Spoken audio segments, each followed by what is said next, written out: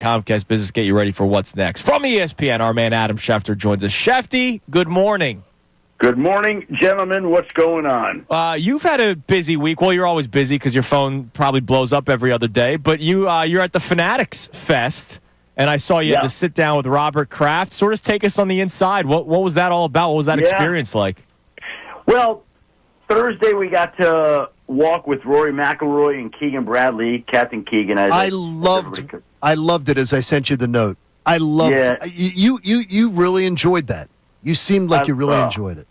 John, I love that. I mean, we all have hobbies and vices, and I'm a pretty plain and simple guy. I love watching golf on the weekends, and I do it every single weekend. Like, I'm in a golf fantasy thing with my friends, and it's great fun. So I am really riveted and obsessed with watching golf. Do it every single weekend, and I watch PGA Tour live on ESPN Plus all the time. And so they had asked me to come pick an event, and initially I was going to do the Truist, but it was like 2 weeks after the draft, and I felt like the season is so long and hard. I needed a little bit of time to decompress first before I was ready for that. So we agreed on the Travelers. It was that Thursday. They assigned me to the Rory McIlroy and Keegan Bradley group, which was a perfect group to be assigned to, and I got to walk with them on Thursday, 18 holes. Robert Dameron kind of made sure I didn't step out of line.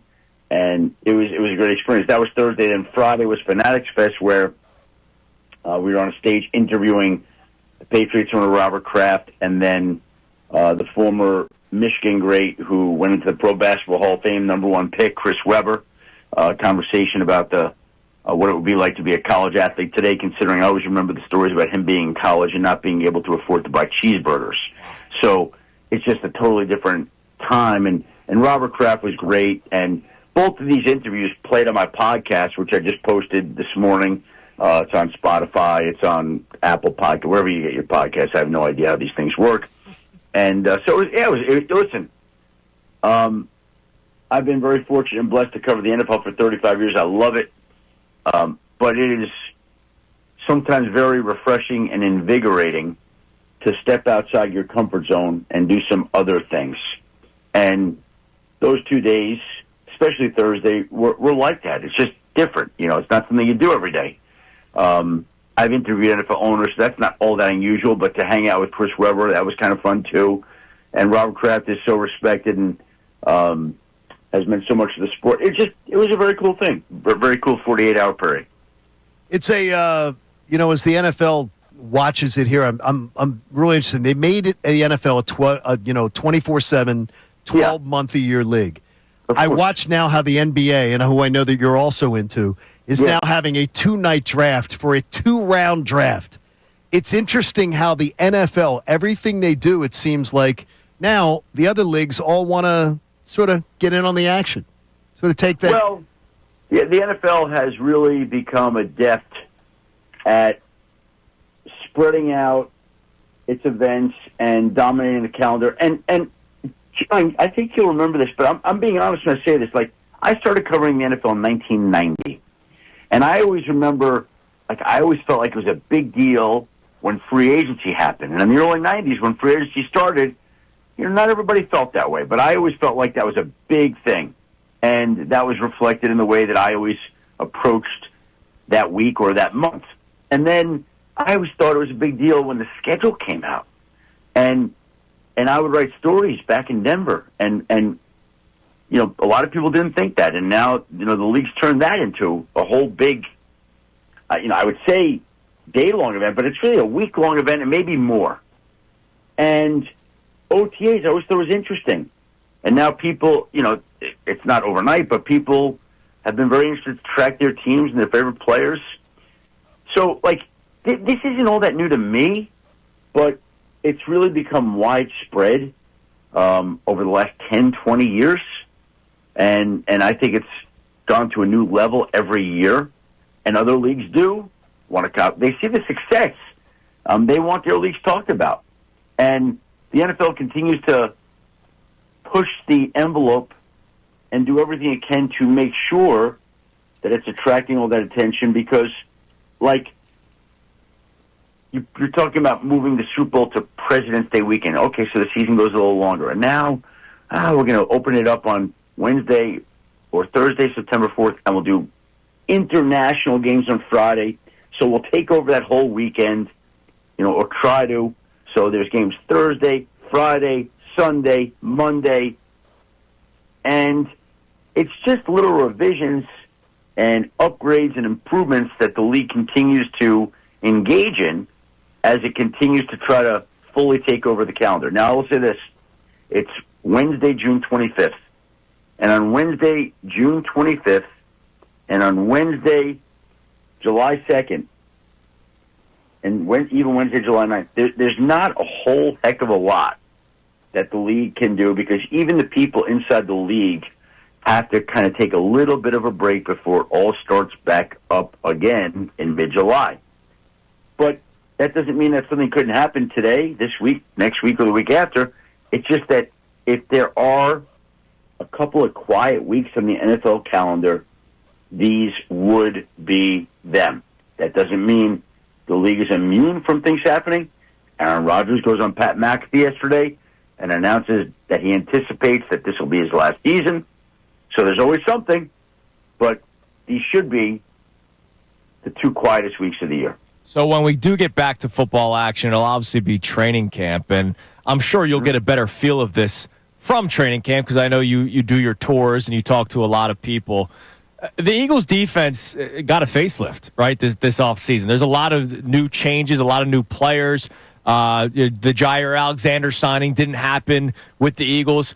I'm curious, is there any sort of early mention of a player that the Eagles are hoping or expecting to take that next step forward for them to sort of keep this defense toward the top of the league like we saw last year? Well, I just think you look at all those young players that they've drafted. I mean, Jalen Carter did that last year, and I would think he could be even better this year, right? So, and by the way, this would be his third year, correct? Yes. Yes. So again, you want to dangle that out there. If Jalen Carter dials it up again, do they sit down and try to get a contract extension done with him after this season? I would think that that's certainly possible that they try to do that. That would be something that would be within the realm of possibility. And you look at just all the young players that they have on defense and all the young players that they want to keep around.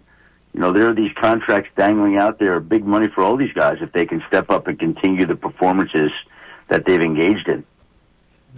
Tell us about the evolution of Tight End University, which, by the way, it seems really interesting. I think it's very interesting. Now, I'll say this. I'm sure that I'm going to miss some points, and I don't have all the information on it, and I haven't been debriefed on it. But my observation from afar is this, that obviously Greg Olsen, Travis Kelce, George Kittle decided, it would be really neat for us to get all the players together at a certain spot. And that way you're helping people at their craft, you're growing the position. Everybody, it's like a fraternity of tight ends. That's what it is. And then you turn into a business model.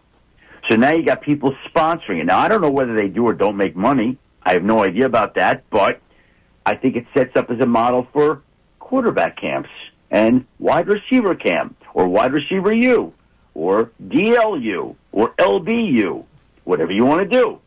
Now, whether that they own the rights to that or whether they franchise it out, and whether tight end U is something like Taylor Swift performed last night at a concert that they then sell the rights to a sports group. Like, everybody's looking to enter the sports business. These guys now own this. So, I don't think they did it as a money-making venture, but I would guess that there's potentially money to be made here. In addition to forging relationships with all the tight ends in football and giving back to them. Like, there's good involved, there's business involved, there's sponsorships involved, there's training involved, there's fun involved. Like, it's a no-brainer. And now how far can you take it? Schefty, last thing before we let you go, I mentioned Jaire Alexander. It happened like right after we had you on last week. Yeah. I know he signed with the Ravens, and he mentioned that playing with Lamar is something he wanted to do. I believe it was your report that he actually left money on the table to go to Baltimore. Any understanding if the Eagles were in on Jaire Alexander, and if that came close at all? The two teams that I had heard all along were the Carolina Panthers and the Baltimore Ravens. That's not to say that the Eagles didn't make a phone call to check in to see what the situation was, but I never heard that they were viable or a real possibility. I think that situation came down to, in the end, Carolina and the Baltimore Ravens, and obviously Baltimore had a big advantage with Lamar. Keely Ringo it is, Johnny. All right, Schefty. They believe in him. Schefty, we appreciate the time as always, Great man. job, Adam. And we'll talk to you next week. Thank you, guys. We'll be in touch next week. Have a great week. There he's Adam Schefter on the Comcast Business Hotline. Brought